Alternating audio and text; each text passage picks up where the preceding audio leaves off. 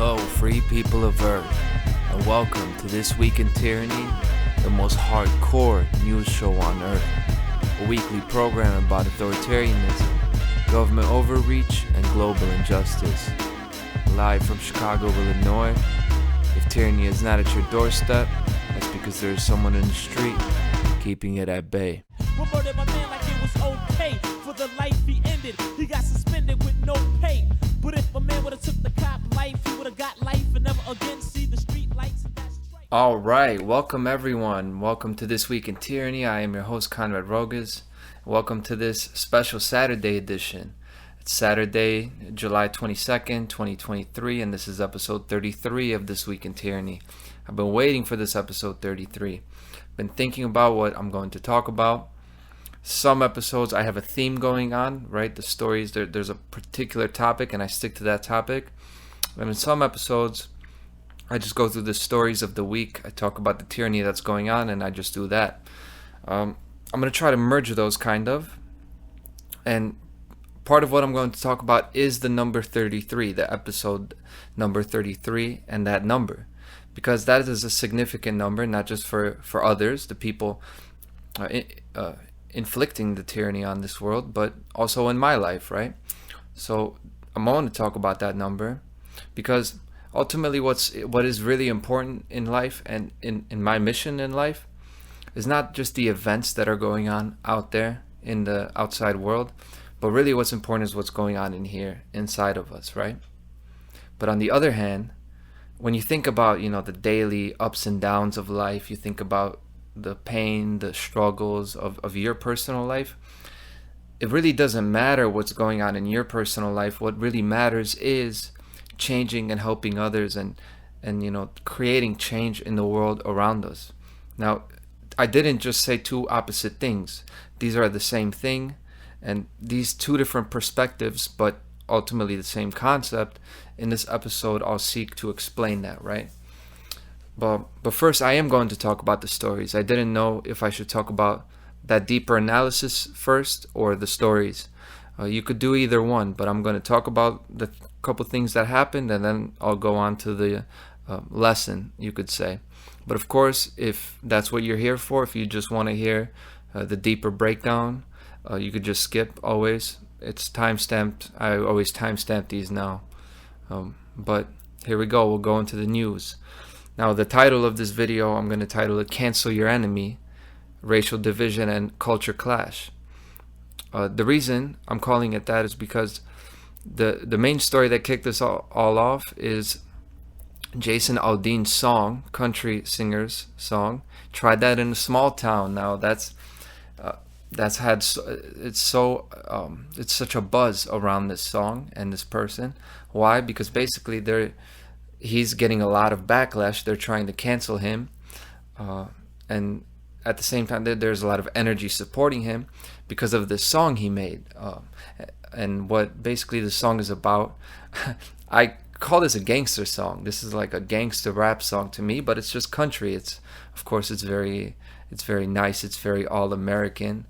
It doesn't have the street slang that I'm used to. I of course come from the urban background of rap music, right? That's the music I resonate with. But this song, what is this song about? Basically, Try That in a Small Town is just that. It's a song about self-defense. It's a song of kind of making a statement of the people of like conservative, middle Americans, right? Conservative America. Talking about defending their communities and basically speaking out against all this stuff in liberals, liberal protests, all this stuff with riots, protests, right?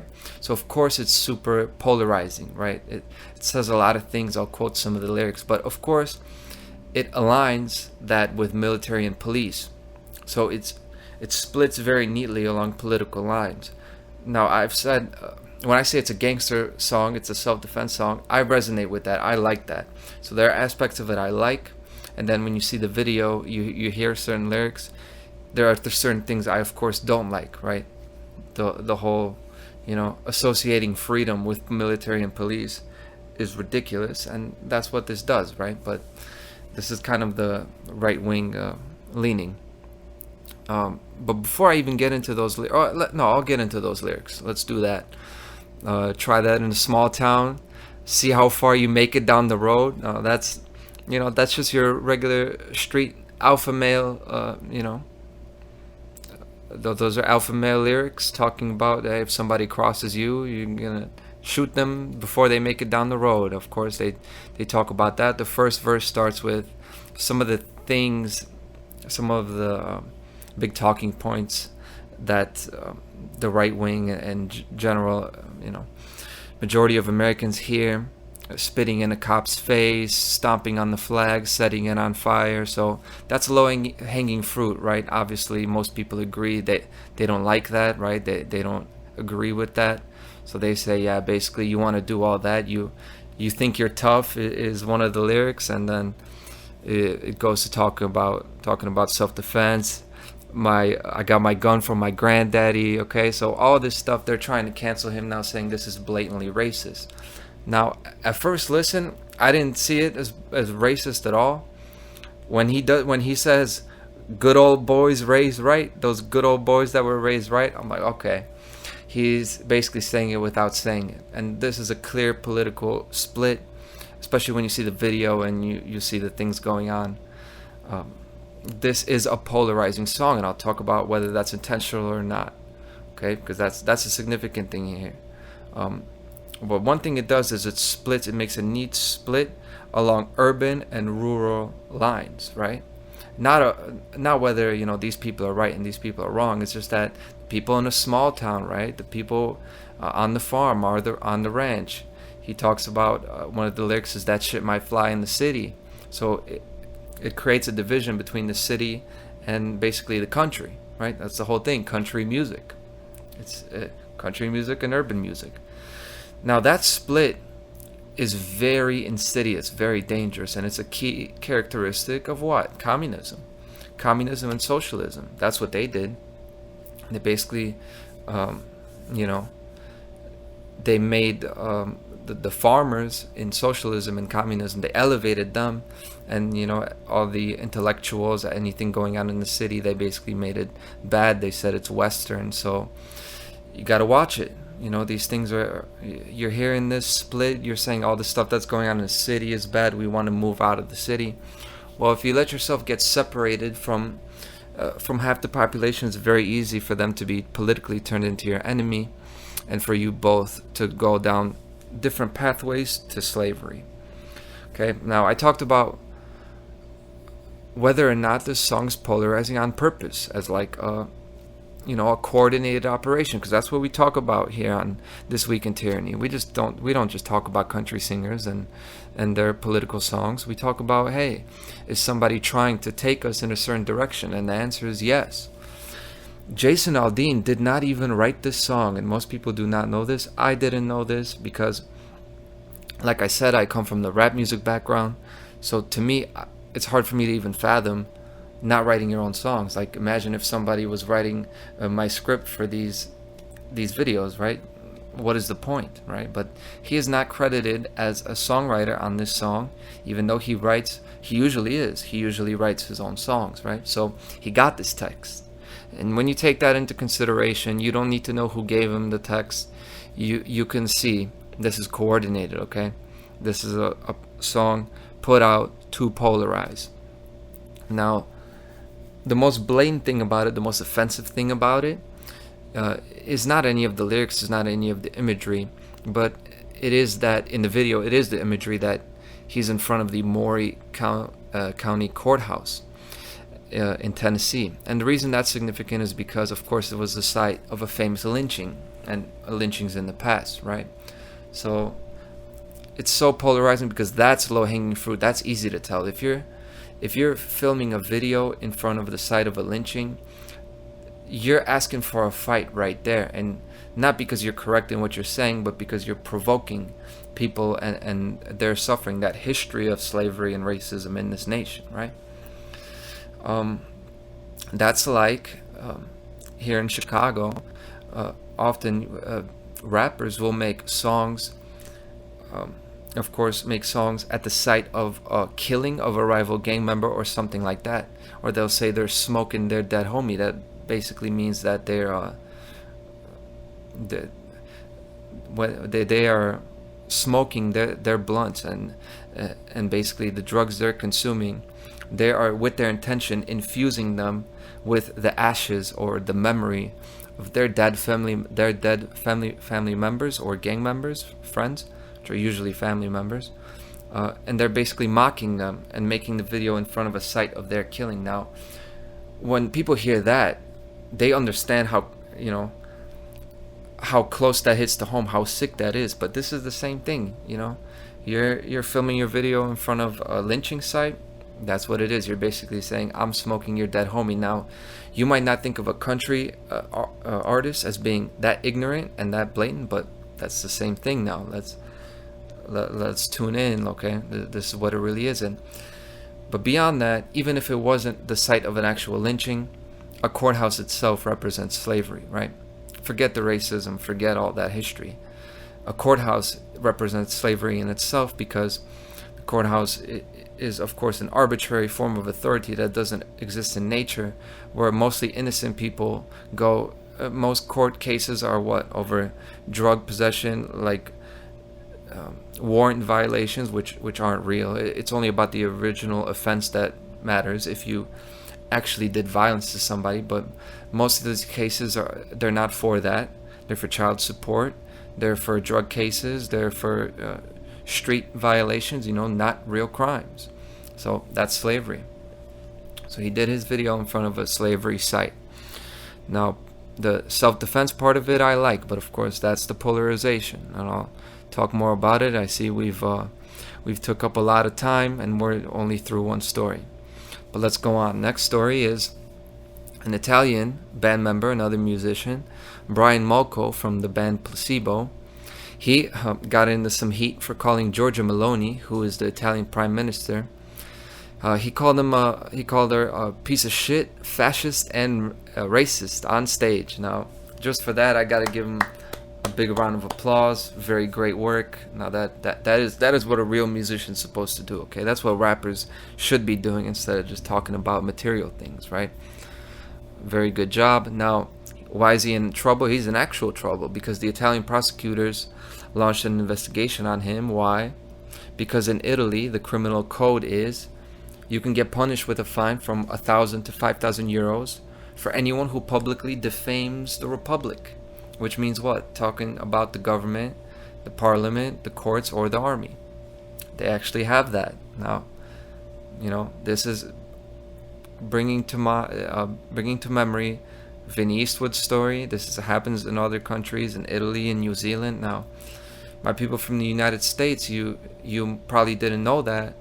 Yes, these nations are starting to actually fine you, and of course, over time, as the economic situation gets worse, those fines are going to turn into jail sentences because you won't be able to pay the fine for speaking out against tyranny. And this is what's happening. They're trying to get this guy because he called the prime minister a piece of shit, fascist, and racist on stage. Hey, musicians are supposed to talk about life. They're talking about art.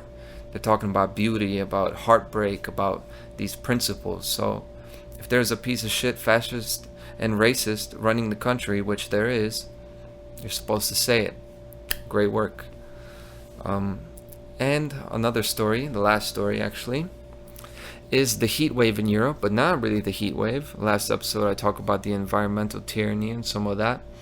But this is about, there are climate activists now. They are taking over production facilities in different countries, different parts of the continent in Europe. And specifically this group that I'm talking about, they made a blockade at an oil refinery in Scotland, right? So they're doing like a sit-in, a protest. They're shutting down production. Now, why are they doing that? And who's doing that? The group is called This Is Rigged. Of course, This Is Rigged is a play on words like an oil rig, but they're saying this is rigged as in the corporate system is slanted towards oppressing the people, which they're correct about. But just like the first story, you can be correct. You can say a couple of good things like Jason Aldean did, and you could still be polarizing people to get them deeper into slavery, which this is doing. Now, This Is Rigged is a group that is involved in direct action against the Scottish government. They actually say that, that's the kind of stuff I say now. They can say that stuff openly and they don't get deplatformed, they don't get censored. Why? Because there's kind of a behind the scenes, behind the curtain, hands-off order on groups like this. They're allowed to operate. This is the same reason that these Antifa-type groups were allowed to operate and do protests while everybody else was in a harshly enforced lockdown, right? Vinny Eastwood went to jail for it.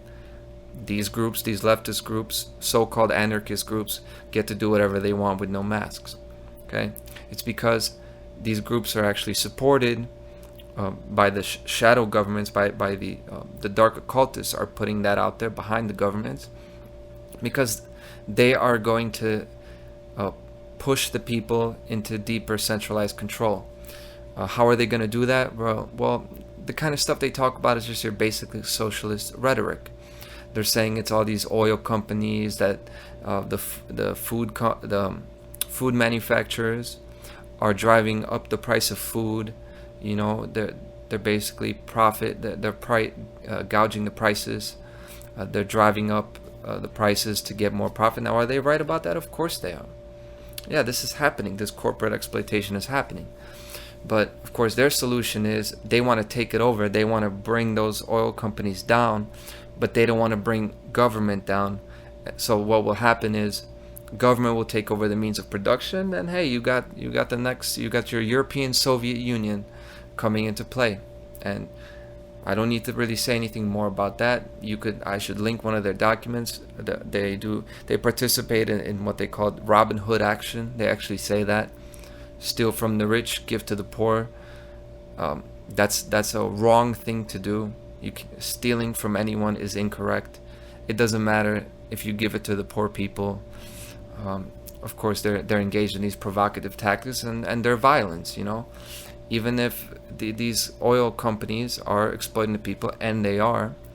If you're on somebody's property, in their personal space, you're in their house, in their establishment, you are committing a violation of natural law. Don't want to spend too much time on it because it's so obvious. But I do want to mention the dialectic, right? Where is the split here? You've got your government-supported, selfish, immoral, out-of-control corporate owners. That's the oil companies. That's the big tech companies. That's the pharmaceutical companies. Yes, they exist. You've got selfish, immoral people who are in bed with the government, and then they exploit, who's the other side of that dialectic? The exploited, government-schooled masses. They're just working class, and they're manipulated into supporting government over corporations. They think that they can they want to turn the tables of this system, but they're just going to turn it like this, and they'll still be carrying the weight because government is going to pick up the slack of what corporations now have, right? The Western system of so-called capitalism and corporatism is just a roundabout way to get us into the original plan, which was harsh, absolute monarchy, total authoritarian, totalitarian rule. Easy. So I'll leave that there. Those are some of the things that was this week in tyranny. Now let's go on to what I wanted to talk about. Talk about the deeper concept. I'll talk about, the number 33. Let's not maneuver around it. We'll talk about the number 33. I'll just have a quick drink.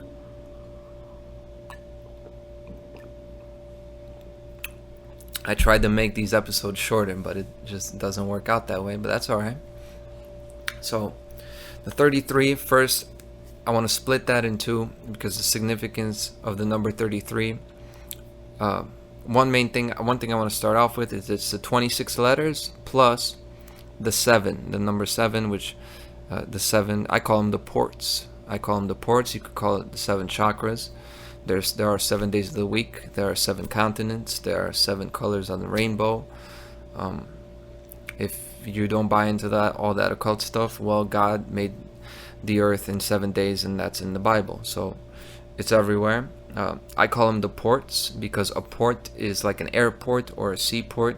It is where the energy, which, the ships that are maneuvering through the ocean, the energy is concentrated in a particular place, and those are the ports, and those are the centers of energy that we call the chakras, right? Your heart, your solar plexus, your third eye, these things, and you combine that with the 26 letters of the alphabet, and you have your 33. Now, those 26 letters of the alphabet, why do they matter? Now, this kind of work about the letters, this is something I've been researching for a long time, and I'll start getting into this more in the future, right? But I will give it a shot to explain it, introduce it in this episode. Now, the reason letters and numbers are significant is because the universe, life and death, is a generative experience working through energy, right? Energy and resonance. And we see this in forces like electricity and magnetism. And each letter is a form. It's a certain form. It's a shape with its own character and its own personality. Okay, it's like an entity. Okay, each letter has its own personality, and basically, letters are the footprints of the Creator, the living Creator. Now, the living Creator is invisible to us, so we don't see that, but we see the letters. So we can see that because we see the shape, right? That it leaves, the pattern that it leaves behind. Now, numbers are the same thing. They're like the negative space within the footprint. They're like the indicators or the pointers to that certain form or concept. Now, if that sounds a little crazy or woo-woo to you, it's because nobody teaches this, and the reason nobody teaches this is because humanity's biggest fear is its origins. Fear of looking at the origins, right? We could do theoretical quantum physics, of course. We could do artificial intelligence. We could do advanced supercomputing, but we can never learn the alphabet. That's the story of humanity. That's the story. And the reason for that is because we all suffer from some form of parental abandonment and childhood trauma, right? And that's the original. That's going back to the original, understanding the most basic, fundamental forms, the letters, okay? So, what do I mean about the trauma? What do I mean about the abandonment? Well, we want to avoid digging all those problems up and working through them, dealing with them. We avoid that, and we would rather run towards like increasingly complex and complicated endeavors, right? That's what we do. We're a species basically that is running before it ever learned how to crawl. That's humanity. You know. It just brings a smile to my face because how ironically true and ridiculous it is. That's us. There's a camera and a microphone here, like super complicated tools. You can hear me, thousands of miles away, but we never learned the alphabet. Like, we're speaking in such complicated languages through computers, through computer servers, through electromagnetic frequencies, but we can't understand each other. We can't look at a letter and see the same thing. Now, if you want to learn more about this, you should look at the work of my friend Dan Alexander. I'll link his channel, and you should go to his channel because you'll learn a lot from him about this stuff, right? Now, I'm not the only one who's been researching this. Other people have done it, right? But I think Dan does the best work that I've seen. Now, the 33 specifically, I wanted to mention that about the letters and numbers because this is what gematria gets at. When we look at a letter, it also has a corresponding number, A, B, C. C is the number 3, C is the third letter. And what the letter C means, I talked about him having a personality or a character. C means concept, it means character, like the character or letter C, or the character you have within you. That it means center, it means core. It's the core central concept within something, right? That's what the letter C means. So 33 is two C's, C and a C next to each other. Now in numerology, repeating numbers are significant, right? People talk about 777, they talk about repeating numbers, 1111, 22, 33. Now, that's actually significant. I think a lot of numerology, like you see, like the horoscopes and all that, I think a lot of new age numerology is ridiculous. But the original science, of course, applies. And the reason that repeating numbers are significant is because when you see a form like C twice, you see it twice, that means that that particular form, that concept, it traveled, it moved, whether it moved through time or through space. You know, it's the same thing, but it moved. It depends what the x-axis is. It could say it moved through time or it moved through space. But basically, this is getting into now just geometry. Geometry is a, scholarly, accepted study of form, which is what I'm talking about with the alphabet. Now, they study particular shapes, like polygons, stuff like that. They measure it. They find the different characteristics. They study those shapes, not letters, because for some reason the genius species called humanity doesn't see letters as scientific expressions, right? But essentially, geometry is the same thing. People think that's kind of dumb. People think it's dumb to just study letters. Okay, you could say that, but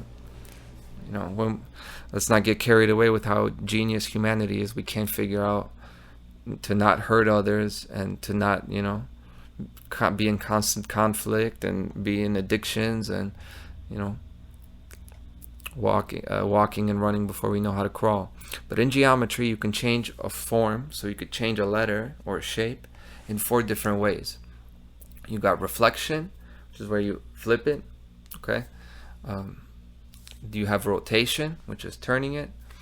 Then you have dilation, which is scaling it, making it smaller or larger. Or you have translation, which is sliding it in any direction. And isn't it interesting that translation means to translate into a different language, which is putting the same concept into different letters, but it's still the same thing? That's what the repeating letters, the repeating numbers mean. It's a translation, okay? A translation. It's still the same concept, okay? And that's especially significant for the 33 translation, because the letter C means core concept, and the capital C is the same shape as the lowercase c, right? It's one of the few letters that has this quality. Different letters like the lowercase a looks way different than the uppercase a, right? It's one of the few letters that has that. And the reason for that is, I said they have their own characteristics, the letters have their own personality. That's because the meaning of C is that no matter what you do to see the concept of something, it still remains the core concept in its core. It's still the C, okay? Hope you're with me. So that's why this episode is about transcendence. It's why it's different than the other episodes, and that's what the 33 is. It's different than all the others. It's why the 33rd degree of Freemasonry is the only one you can actually get without ever being a Mason.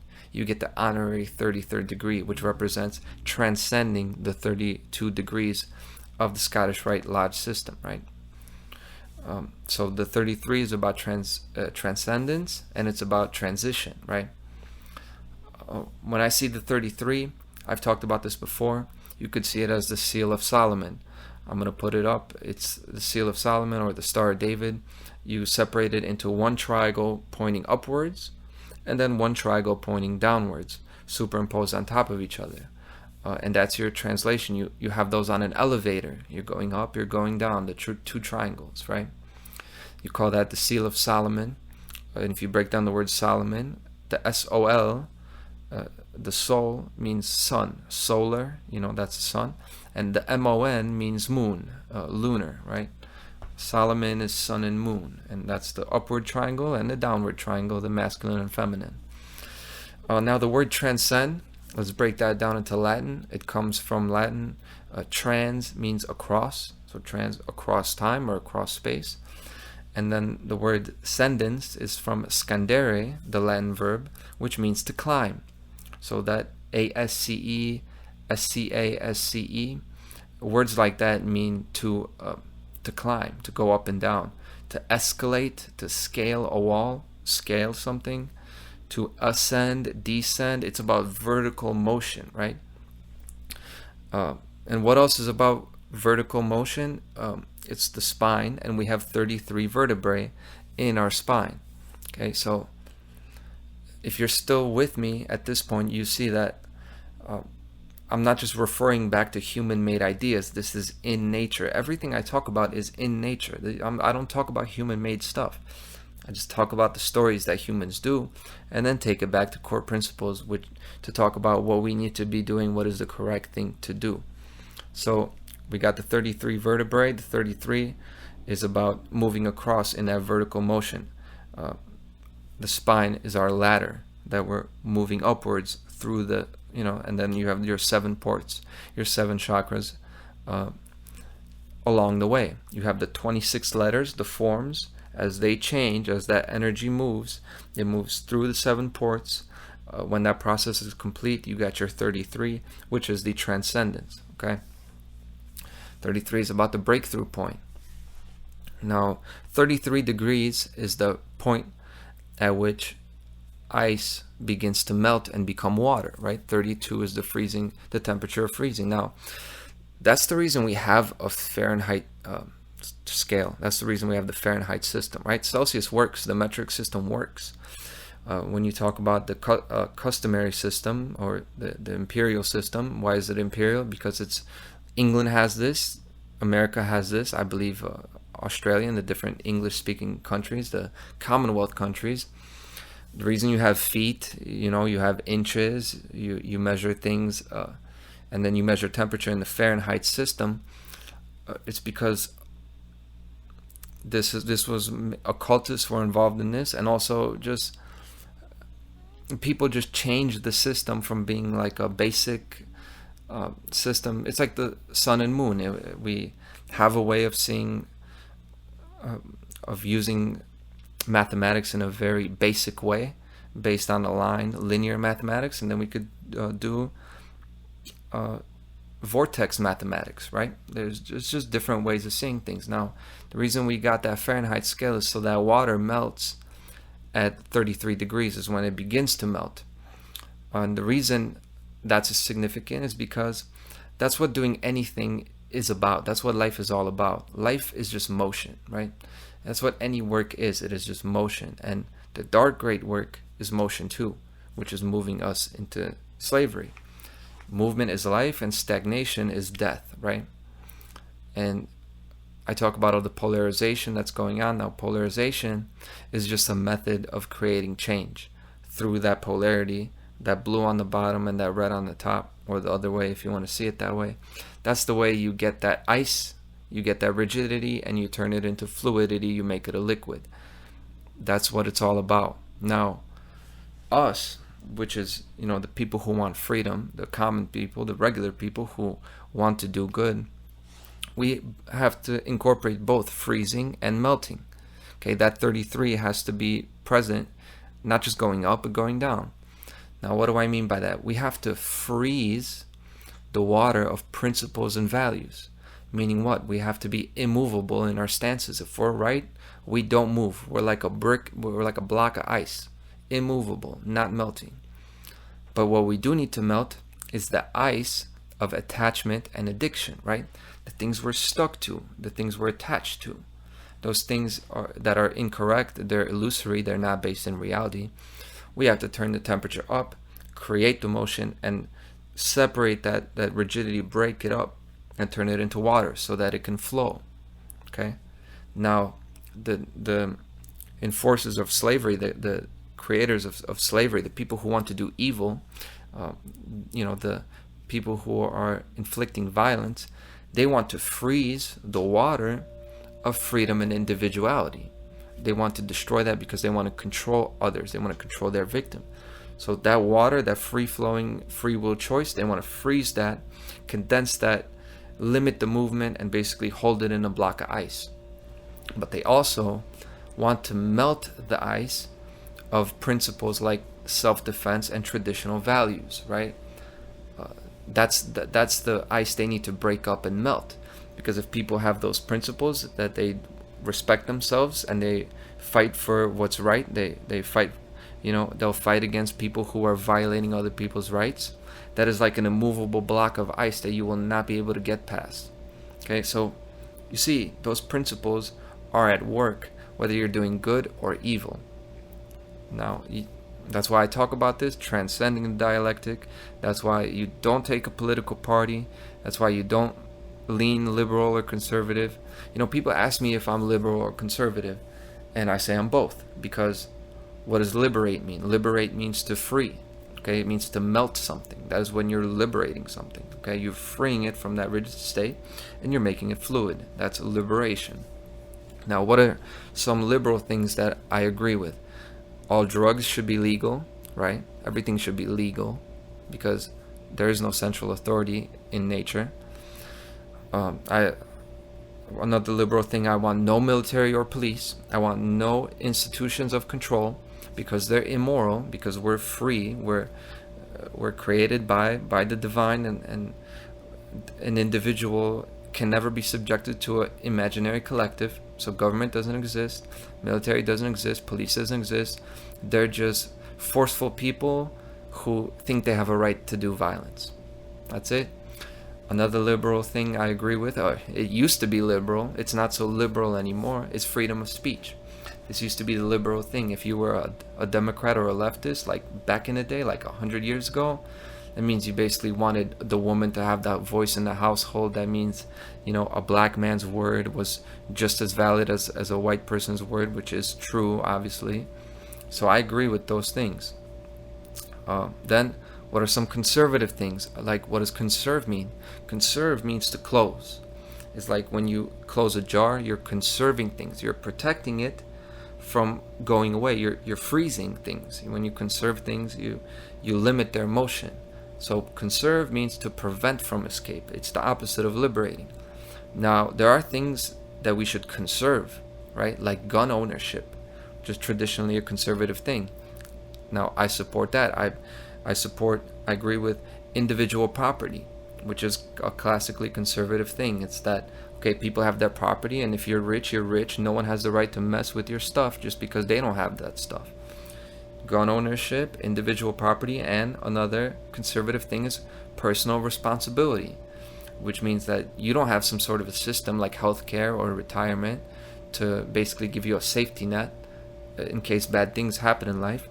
Everybody is responsible for themselves, and people should help each other, and only in a voluntary way. If it's not voluntary, people don't help each other. So those things, people split along those lines, but I hold all those things. Legalization of everything, no military or police, freedom of speech, gun ownership, right, self-defense, individual property, and personal responsibility. And that those things are correct. Those aren't opinions, liberal and conservative, left or right. These aren't supposed to be like opinions or preferences. You're not supposed to make those things part of your inner concept, your core concept. That's wrong. People attach their identity to that. Say, I'm Democrat. No, you're not. You're attaching yourself to a position, a relative position to take. See, liberal and conservative, left and right, these are positions to take, like places to occupy in a particular position or situation. And it's based on what the correct thing is to do. And there is a correct thing, and it's easy to know, just like the alphabet is easy, but we don't learn it. The correct thing in every situation is non-aggression and self-defense. Okay? It's that simple, because for any little c circumstance, you have to be big C correct. Now, if you don't get into all that occult stuff, I'll explain it in a Christian religious way. For every act of your personal will, your little w, your personal will, it has to align with the divine will, the big W. Okay, and that's another letter that has the same form or shape, whether it is the lowercase or the capital. The W is just like the C. Okay. And by the way, just to expound on that, just to clarify that, I break things down to very simple concepts, like the correct thing in every situation is just self-defense and non-aggression. Now, people tell me like, okay, but if everybody had guns and this would happen, then it wouldn't be like perfect. And no, it wouldn't be perfect. Like, if you have a crying child, right, the correct thing to do is non-aggression and self-defense, yes, but that's not the best thing to do. That's not the perfect thing to do. The best thing to do is to love that person. The best thing to do is to help that person, even a stranger who's struggling.